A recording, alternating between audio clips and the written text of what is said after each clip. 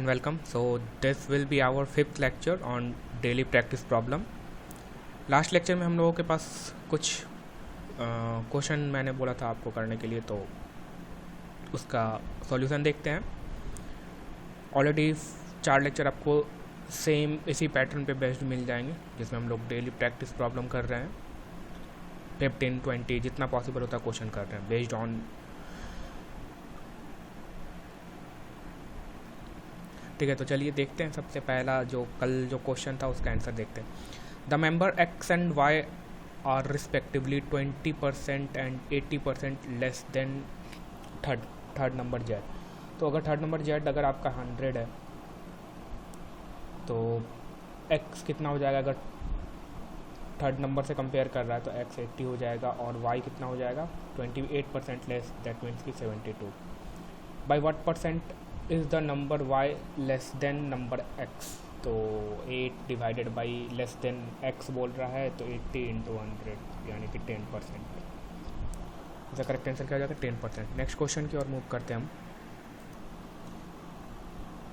ये क्या बोल रहा है? A daily train to be introduce between station A and station B starting from each end at 6 a.m. and the journey is to be completed in 42 hours. What is the number of train needed in order to maintain the shuttle service? तो basically ये क्या बोल रहा है कि A से आपको B दोनों जगह ट्रेन स्टार्ट कर रहे हैं, और 6 a.m. में यहाँ से स्टार्ट होता है, तो ये जो ट्रेवल करता है टोटल जर्नी टाइम है 42 आवर का. तो in order to maintain the shuttle service, मतलब कि हर रोज़ आपको ट्रेन का अवेलेबिलिटी रहना चाहिए, मतलब A से B की ओर जाने की ओर. तो अगर इसको अप्रॉक्स कितना 24 दूना 48 यानी कि 2 दिन लग रहा है, तो जिस दिन ये चलेगा, पहली बात तो दोनों जगह से स्टार्ट होना चाहिए, तो एक एक ट्रेन यहाँ से. फिर अब इस ये जो स्टार्ट होगा तो इसको अप्रॉक्स 2 दिन लगेगा जाने में, तो और इसको जो है 2 दिन लगेगा यहाँ पहुँचने में अप्रॉक्स. तो 2 दिन का गैप हो रहा है, तो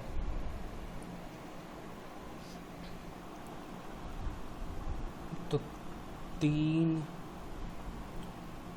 2 दिन का गैप हो रहा है. दैट मीन्स कि एक ट्रेन और यहाँ से स्टार्ट करना पड़ेगा, और एक ट्रेन अगर और यहाँ से स्टार्ट कर देंगे तो टोटल 4 ट्रेन. इसका करेक्ट आंसर क्या होगा? 4 होगा.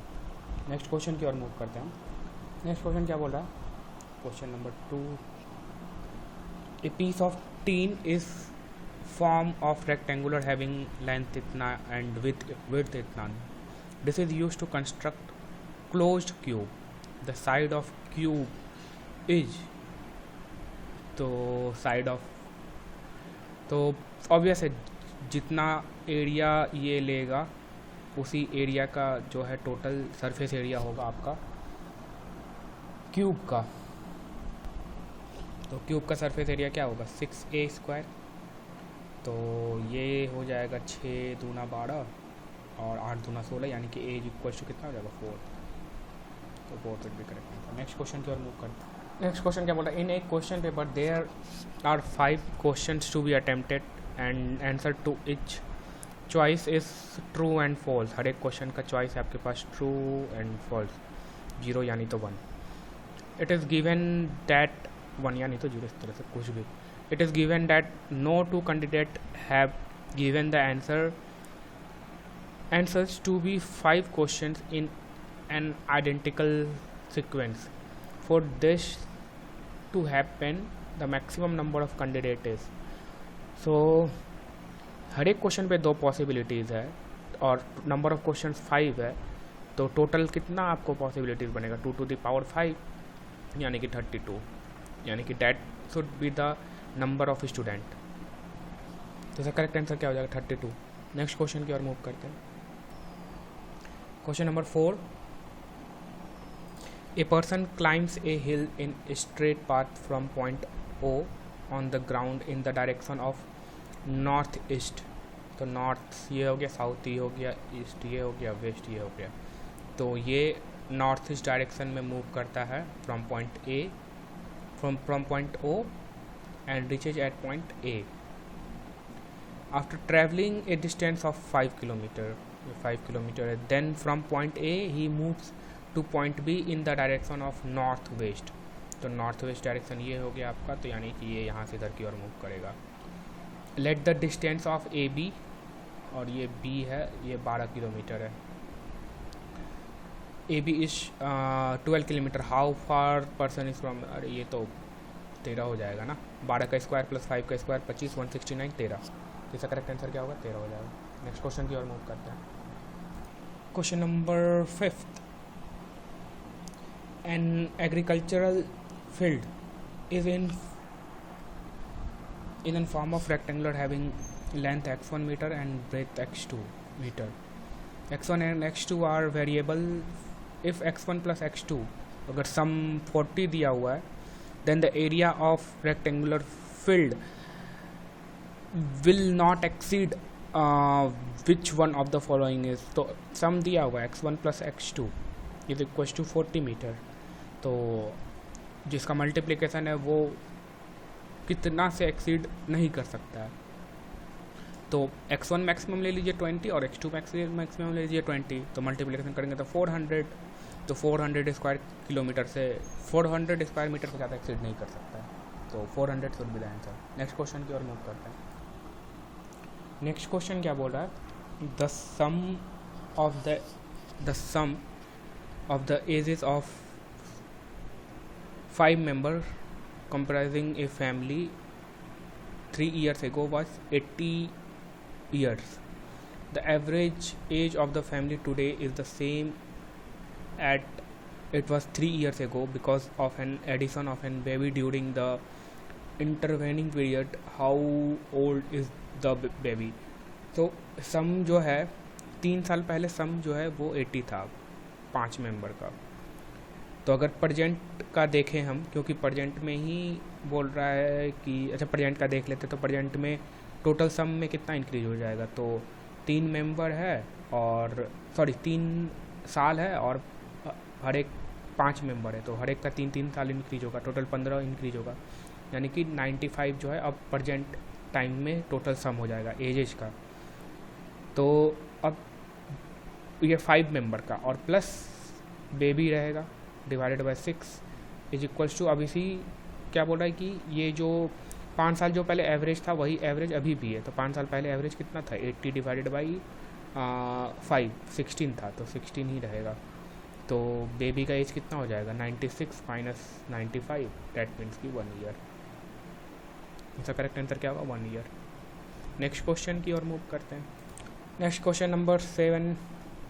A person is standing on the first step from the bottom of ladder.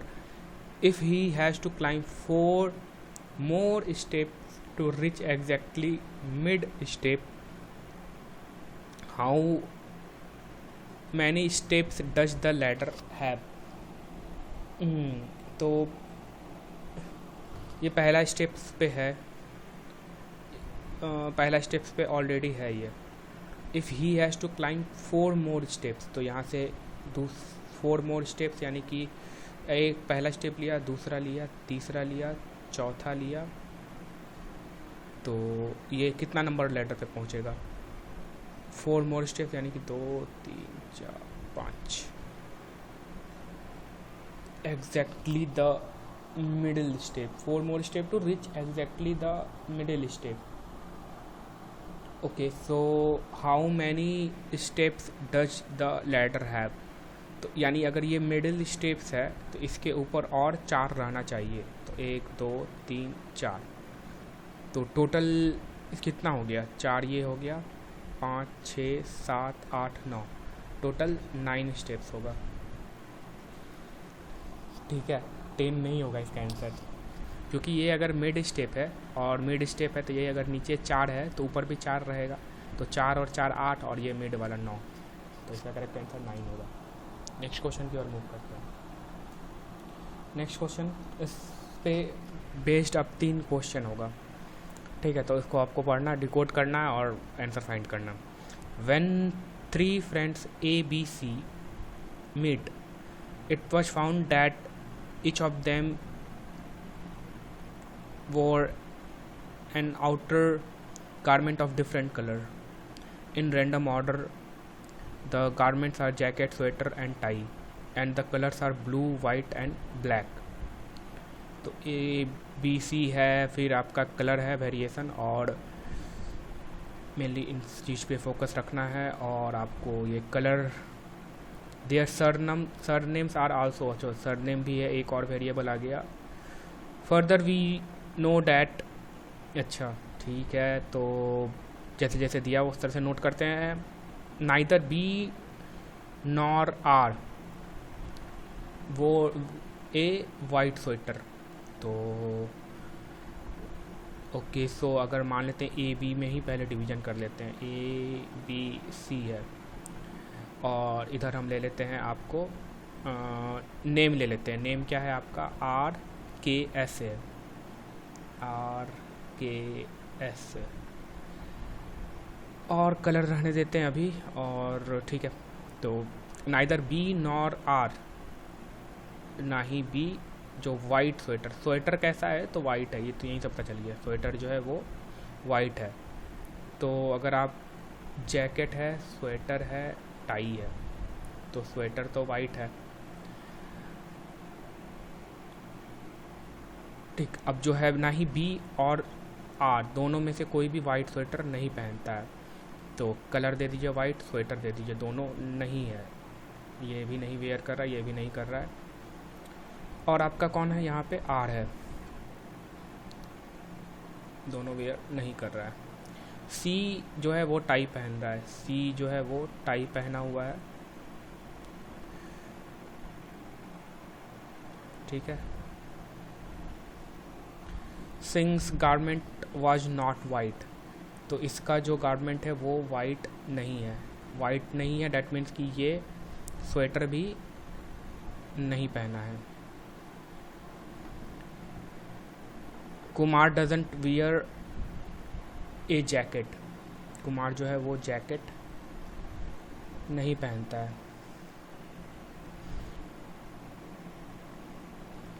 Are does not like to wear black colour, अब आर ना ही ब्लैक कलर पहन रहा है, ना ही वाइट कलर पहन रहा है, तो आर पहन क्या रहा है, आर जो भी पहन रहा है वो ब्लू पहन रहा है, आर जो है आपका ब्लू पहन रहा है, ठीक।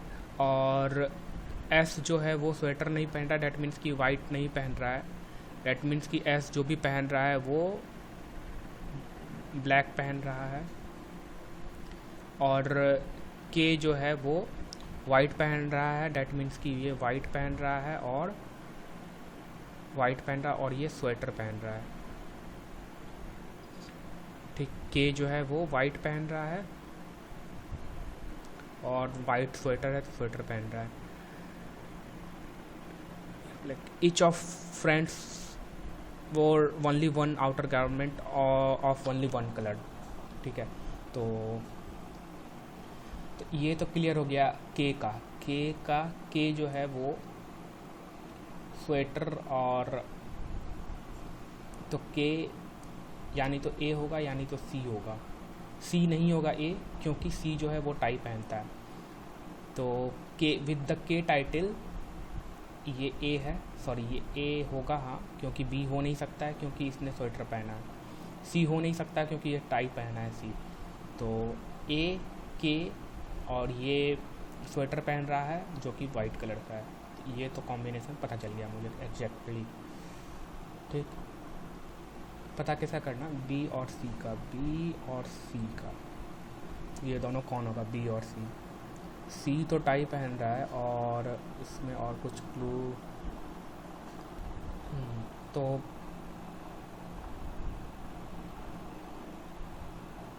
आर जो है वो तो स्वेटर नहीं पहन रहा है, तो